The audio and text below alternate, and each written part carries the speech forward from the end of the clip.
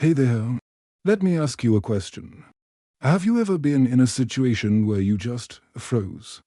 Maybe it was speaking up in a meeting, asking someone out, or just putting your work out there for the world to see.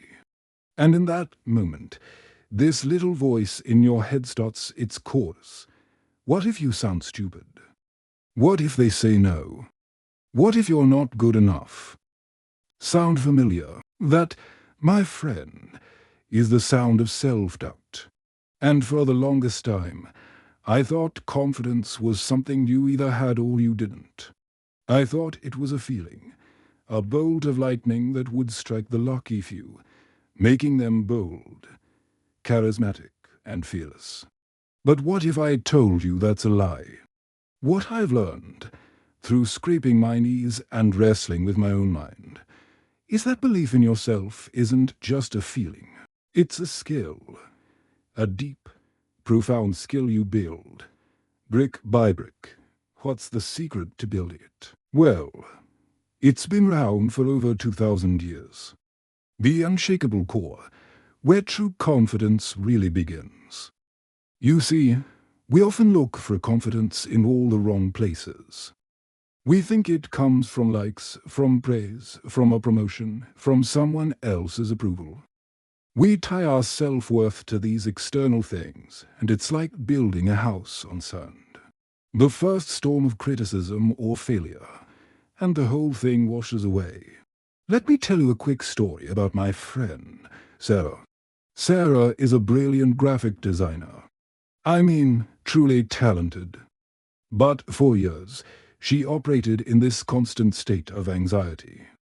She'd work for days on a presentation, then spend the entire meeting slumped in her chair, mentally composing her sentences but never saying them out loud, convinced her ideas weren't good enough.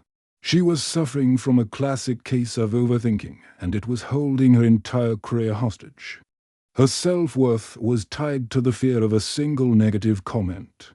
One day, her boss pulled her aside after a meeting where she'd been silent. He didn't criticize her. He just said, "Sarah, I know you have great ideas in there.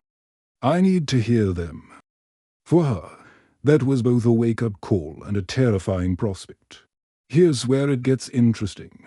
She stumbled upon the ancient Stoics, people like Epictetus, a man who was born a slave, who had a radically different idea.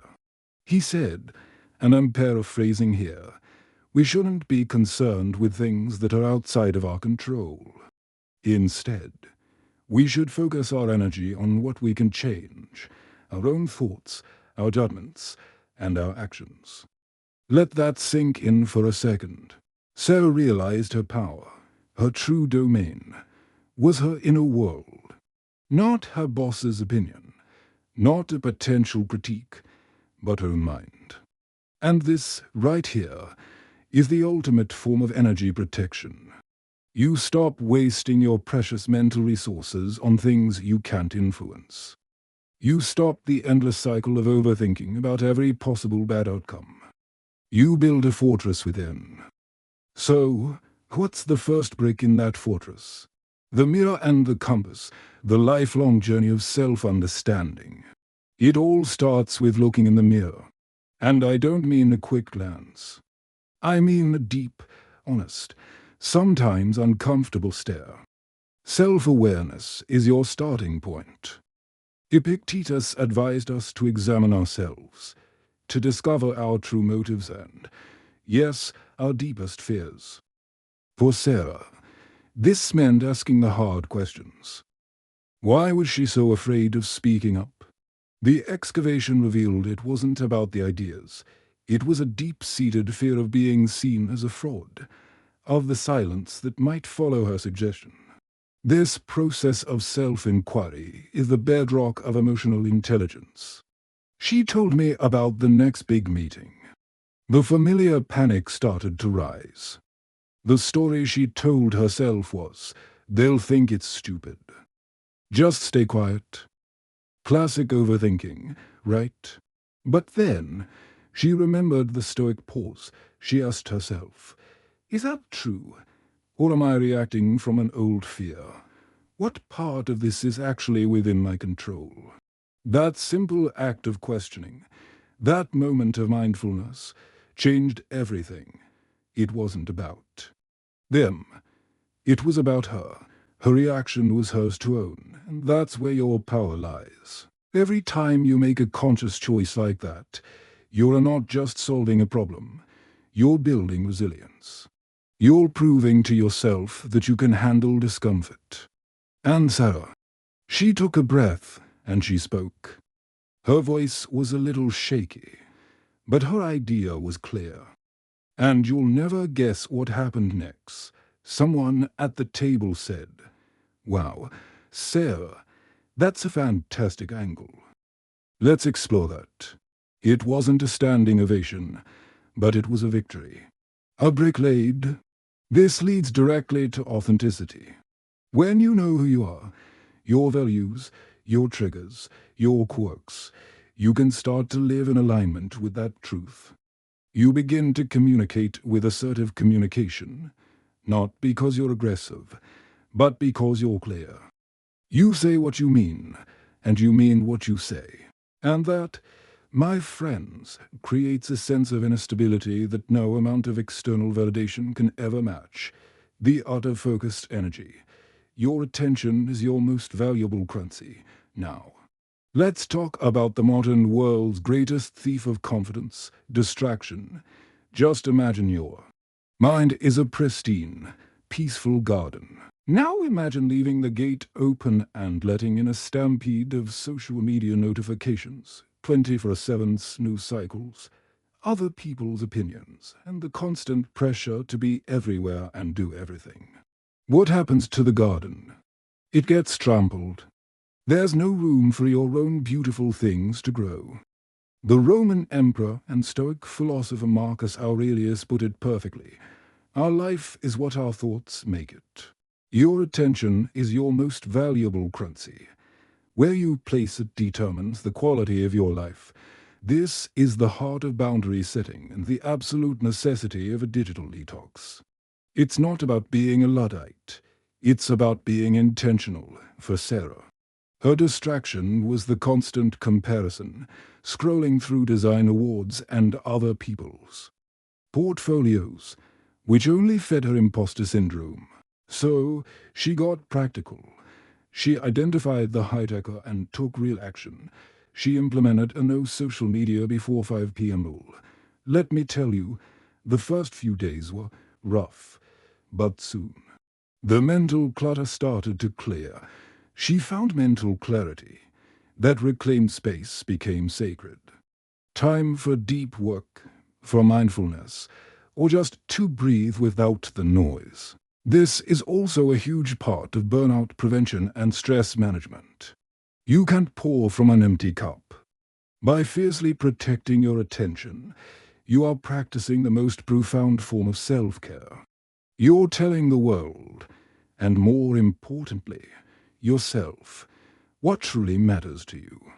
And when your actions are aligned with your values, confidence isn't something you have to find. It's something you naturally become. The alchemy of adversity, forging resilience in the fire. But wait, there's more. Life isn't always going to be a calm, well-tended garden. Storms will come. Failure is inevitable. This is where most of us falter. We see a setback as a final verdict. Now, here's the twist. The Stoics saw it as fuel. Another Stoic giant, Seneca, taught us, it's not what happens to you, but how you react to it that matters. Fast forward a few months with Sarah. She pitched a huge passion project campaign to a client. She'd done everything right. The research, the design, the presentation, and the client turned it down flat. Old Sarah would have spiraled into a pit of self-loathing, using it as proof she was never good enough. But this time, she asked a different question. She didn't ask, "Why does this always happen to me?" Instead, she asked, "What is this here to teach me?" And the lessons were everywhere.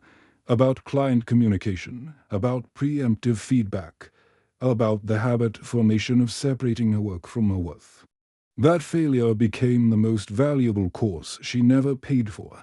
This is the core of positive psychology, finding the growth in the struggle. Every time you face a fear, every time you get back up after you've been knocked down, you are not just surviving, you are actively building resilience. You are conducting a masterclass in emotional regulation. You're proving to your deepest self that you are more durable than you thought. This is how you turn your scars into armor. This is confidence building in its purest, most powerful form. The quiet power of humility, the Stoic secret to lifelong growth. There's a trap on this journey. A big one. It's the belief that to be confident, you have to be the loudest, the most certain, the one with all the answers. Believe it or not, the opposite is true, real. Unshakable confidence is quiet. It's rooted in humility. Epictetus warned us that if we think we know everything, we close ourselves off to learning anything new. The old Sarah was terrified of saying I don't know. She thought it would shatter the fragile image of competence she was trying to project. But that was just her ego talking. The new Sarah, the one building her confidence as a skill, saw a junior designer struggling with a software tool. Instead of pretending she knew it inside and out, she said, I'm not an expert on that, but let's figure it out together. That humility is a superpower for a personal growth. It makes you adaptable. It makes you relatable. It's the foundation of genuine connection. When you stop trying to be the smartest person in the room, you actually become wiser. You conserve your energy for learning rather than defending a fragile ego. That's a huge win for energy protection and stress management. Living your truth, the ultimate confidence accelerator.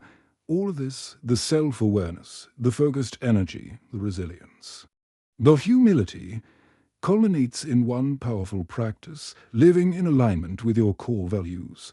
It's not enough to know what you believe in. You have to act on it every single day. Epictetus was brutal on this point. It is not enough to talk about doing the right thing. You have to actually do it. Your values are your compass. Is it honesty? Then speak your truth. Even when your voice shakes, is it kindness? Then perform small, anonymous acts of generosity. Is it courage? Then take that one small step that scares you today. This is where authenticity meets action. For Sarah, her core value was creative courage, so her aligned action was to start a small personal project, separate from client work, where she could experiment and fail without pressure. Every time she worked on it, she was sending a powerful message to her subconscious. I am trustworthy. My creative voice matters. I am who I say I am. That, right there, is the engine of self-worth. It's a practice. You'll stumble.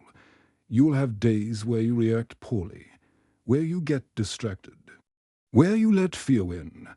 That's okay. The goal isn't perfection. The goal is to keep coming back to your center, to keep tending your inner garden. So, as we wrap this up, I want you to think about one thing, just one. What is one small, single brick you can lay today? Maybe it's a 5-minute digital detox. Maybe it's having that difficult conversation you've been avoiding, using assertive communication. Maybe it's simply asking yourself, what's one thing within my control right now? And then doing it. This is your path. This is your journey to a life not just of surface-level confidence, but of deep, unshakable inner peace, a life of purpose, productivity, and power. Guided by the timeless wisdom of Stoic philosophy, it's not about waiting for the storm to pass. It's about learning to dance in the rain, knowing you built the shelter of your own soul. Now, go build.